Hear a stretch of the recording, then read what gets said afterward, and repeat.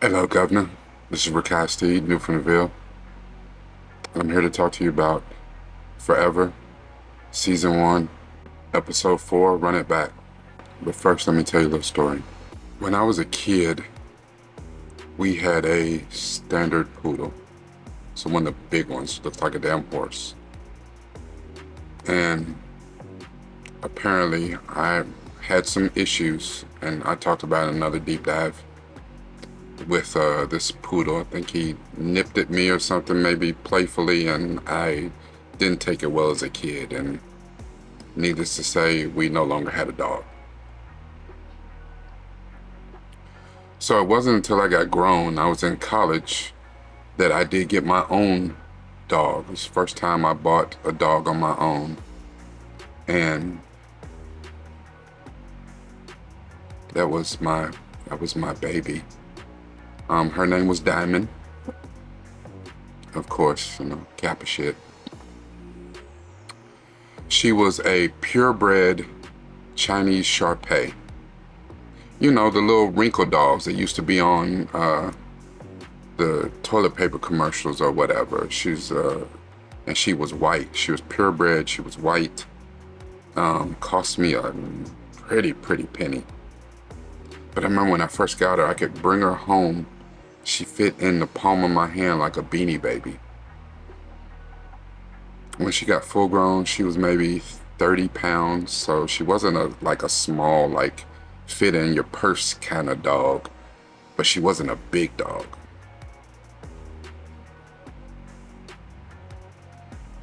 The thing is, you don't listen, and the Chinese Shar-Peis have all these wrinkles. They're wrinkled everywhere. And because of that, they start to have some issues, and they suffer from things medically that other dogs don't suffer from. So you have to be extra vigilant in how you take care of them. So the folds of her eyes started to get too heavy, and they fell over her eyes and she couldn't see. So I had to get her surgery to cut the folds back so she could see. Also, I had to do the same thing. I had to get her surgery to cut the folds back so that she could damn breathe. At this point, shit, it's like a human child. Like, she's becoming expensive. I gotta spend all this type of shit, and I get a little bougie, and I get like, look, doggy insurance and shit.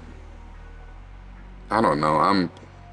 I'm out of school. I'm a post grad, working a great job. I make a shitload of money, so I'm doing bougie people shit. I had to get her a surgery. What other surgery? I had to get her surgery because her nails grew too long. So to cut her nails back because the quick and that was growing too long.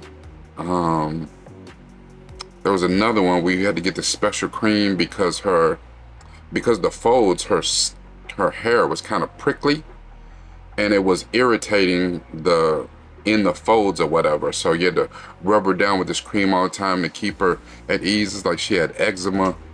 It was a lot. Like Diamond, god damn it, Diamond was a lot. She was lazy as hell. She hated to go out. She didn't want to be walked or whatever. She was lazy, but that was my baby. She was so ugly. She was cute. I thought she was cute the whole time. And I love the Chinese Shar-Pei and some of the other dogs that come from that kind of lineage. The Chinese Shar-Peis used to be one of the dogs that would protect the emperors and the royalty in China. And one of the reasons was because if another dog got with them and bit them, they had so much excess skin, they could still get loose and get with that dog. They were very protective. But I remember Diamond, she's now 12, 13 years old. She got sick. And she got I came home from work one day and it looked like she had swallowed a baseball or something, a softball. She had this huge cyst on the side of her stomach. And I was like, there's no way that she could have swallowed something that big and, you know, it been sitting on her side, because I mean her throat and none of that's not even that damn big. So what in the hell? So I took him to the doctor. They told me it was a cyst. So I had to get her surgery for that. And she's on the mend. And while she's on the mend, she starts messing up my kitchen floor. Like bad. Where I was like, you know, is this diarrhea? Is this like period? Like it was a bloody mess. Come to find out that she has kidney failure. And the doctors present me with an option to get her a very, very expensive surgery. And then at the age she was, there was no guarantee that that would work. You know, maybe I could prolong her life a few more months, but she was pretty bad off. And I had to make the decision to let her go and have her put down to ease her suffering.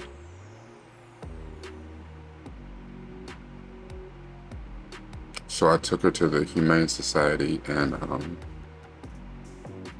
I remember when I gave them to her, I remember her cries. She was screaming, and I knew what she was saying, and I gave them to her, and I heard her screaming, and I couldn't even look back.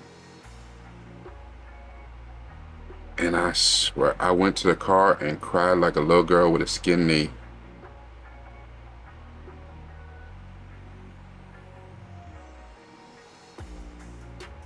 But sometimes you have to love them enough to let them go. Let's talk about it.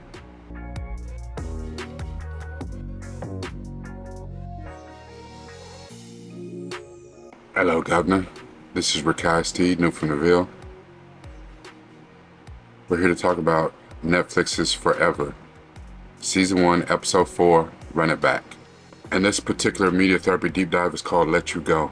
Now, if you have rocked with me for a little while, you know that I usually like to do a short story, recap, quote, personal thoughts, out. I'm going to keep this recap super, super short because I assume that you've already seen the episode. And if not, go into the description and watch the reaction that Centella and I did. But if you go watch the reaction, make sure you come back. You know, the trouble that's been with Keisha and Justin, you know, was around Christian. Christian presented himself back in Keisha's life, but Keisha told Christian she's done with him, like it's done. And he had asked her to the prom when Justin blew her off after the last game, but she's back in control of herself. So she tells Christian it's over. He asked, why did you say you was gonna go to prom with me? And she's like, you know, I got a dude now. Justin smiles from ear to ear, knowing that she's kind of taking care of her business. The problem is, Keisha gets welcomed into his family and spends a lot of time with his family. So she gets to know mom real well. She gets to know the dad real well. And, you know, the dad is cooking with her or whatever. She gets to know Jaden, Justin's little brother, real well, and they're playing video games together. And then, you know, he and her are spending some real quality time together at his house. But at the same time, you know, Justin's mom tells him, listen, you gotta be a different kind of guy, you know. Spend time at her house, get to know her mother. You know, she also tells him, like, listen, just to make sure we're on the same page, I need Keisha's mom's info. Like, we need to talk. You know, if our kid's gonna be dating, like, we need to talk. Now, this whole time, Keisha ain't told her mama nothing about Justin. And then she comes home and finds that her mama then bought this super expensive dress for her to go to the prom with Christian, because she's still under the assumption that that's happening. She knows that her mom can't afford it. The rent is going up. They got bills out the ass.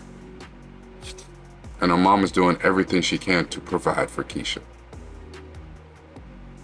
So Keisha tells Justin, just to keep up appearances, she's gonna go ahead and go to the prom with Christian. And Keisha and Justin fall out over it. And he eventually sends her a message that says, you know what, I love you too much I can't sit by and watch you do this. I understand it's not even about you, it's about your mom, but I can't be a part of you living this lie. And, you know, I don't hate you. It's quite the opposite. I love you. And I love you enough to let you go. And then he, you know, then he blocks her.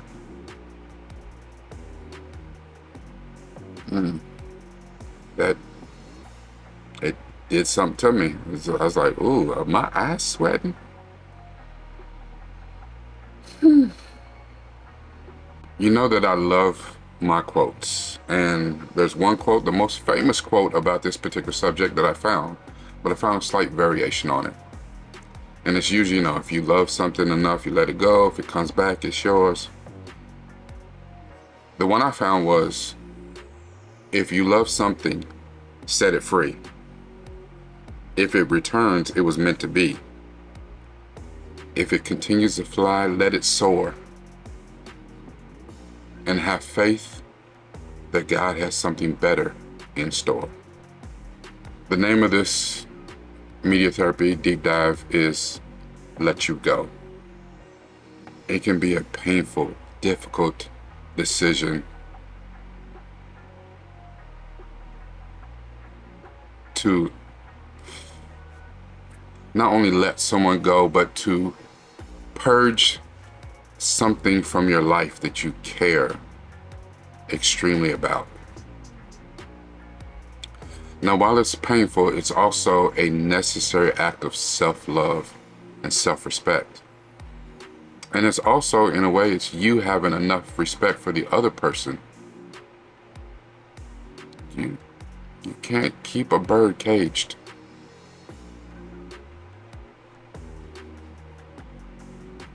You know, the thing about letting someone go is that if you truly care for them, you want them to go on and find happiness, even if that's not with you. Doesn't mean it won't hurt. It does. Like a mother. You know what I'm saying? Sometimes it's not the path that you envision,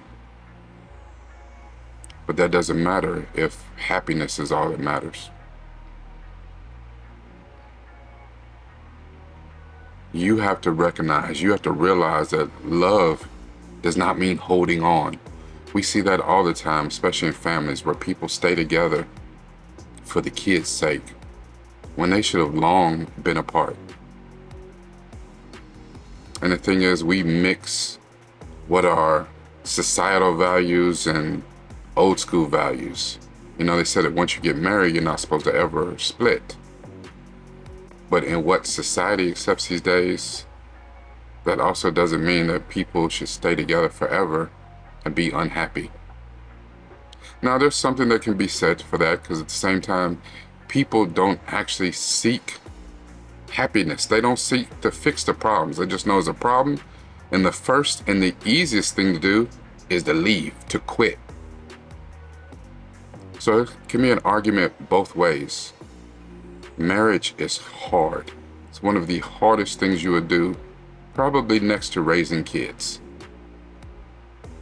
Because you know, with marriage, it's hard, but you don't have to stay locked into that person.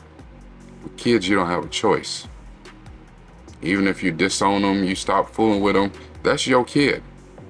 And at some point, you're going to have to answer for that bullshit. There's a lot of ways that you can let go, and a lot of reasons why you should. If you recognize there's some unhealthy dynamics there, the best you could do, the most that you could want for somebody is for them to get the kind of help that they need. Now, that might be a professional. They maybe need some mental therapy help. They may need something else, and depending on what the reasoning is for the split, hell, you might be the one that needs the help. If another person's unwilling or unable to reciprocate your love, then holding on leads to emotional distress. And then you'll end up having a very distorted view of what a healthy relationship looks like. It can become very toxic very fast because your reasons are selfish and they're your own. Unfortunately, sometimes you have to prioritize your own needs, and that's a hard thing to say, because sometimes you may be the one that has to prioritize your health, your peace, and sometimes you're on the receiving end of that where someone else prioritizes their health and their peace over you. And it's hard either way, whether you giving or receiving that. The one thing you don't want to do is stay past that point of no return where now there's resentment built up,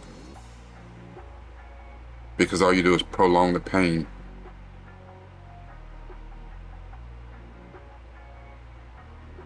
Justin looked at this the best way. There's even a part in the episode where Justin and his mom are taking Keisha home. They're going to take her home. She stayed over the house late. So they went through this whole elaborate ruse to lie where she dropped her off down the block from her house and walked up to some house that wasn't her house to hide where she lives so that Justin's mom and Keisha's mom wouldn't come together and talk about the relationship. Because as far as Keisha's mom was concerned, she was with Justin. There's another issue in the show where Jaden is in the front seat of the car. The mom is about to take him to school. And Justin, being a big brother, tells him to get out of the front seat. And Jaden's like, no, I was here first. Justin is so hurt that he takes out that aggression on his brother. And he tries to pull his brother out the seat. He starts cussing him out. And the mom was like, what the hell? And then Jaden, being the one that's receiving this abuse from his brother, he fires off and said, you just mad because Keisha wanted somebody else over you. And that was the trigger to push Justin over the edge. And he went clean the hell off. And he got all the way out of pocket. And the mama, when she got in between them, she looked in Justin's eyes. And that wasn't from maliciousness. That wasn't that he wanted to hurt Jaden. But he was hurting on the inside. He was in that pit where he didn't know what to do with it. And all he had was pain. And she looked at his eyes and she's like, yeah, you can go on back in the house. You can take the day off. Like, you're not able to be around other people. And I'm not even saying like whatever his neurodivergence was. It's just in a normal setting, someone dealing with that much pain, hurt people. And it's not that he would have intended to, but that could have went left. That could have went very, very bad if someone said the wrong thing to him and triggered him. You know, when you make an emotional decision can cost you your life. You cannot make permanent decisions off of temporary emotions. I am twice divorced, and I've been on the giving and receiving end of letting go. I let go of Diamond, that story I told at the beginning, because even though I dealt with heartbreak before, that was different. Because Diamond felt like my child. And I realized what that actually meant in letting someone go like that. I can't imagine what people who have sick people in their family, mothers, fathers, when you have to make that decision, like you're at the hospital and the doctor tells you, it's time to pull the plug. I can't even imagine what that's like. You have to make the decision to stop their pain, even though your pain will continue to go on. That was the unfortunate decision I had to make for Diamond. But when you're talking about someone, a person in your life, and you make the decision, your pain continues. Especially if you're tied to them in a way that you have to keep looking at them and keep dealing with them. Yeah, you can choose to block them on social media, not communicate, not talk. Justin blocked Keisha everywhere because he went in and looked. He did look. He went and looked at the pictures of her and Christian going to the prom. And it's a bit much. It's a bit much. Because your mind plays tricks on you, runs away with you. Are they happy? Is that what makes them happy?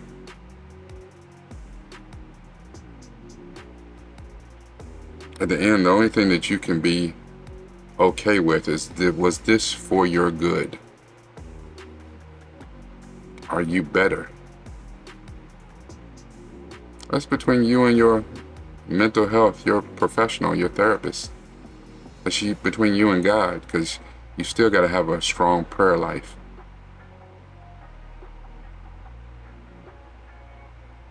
And at the end of the day,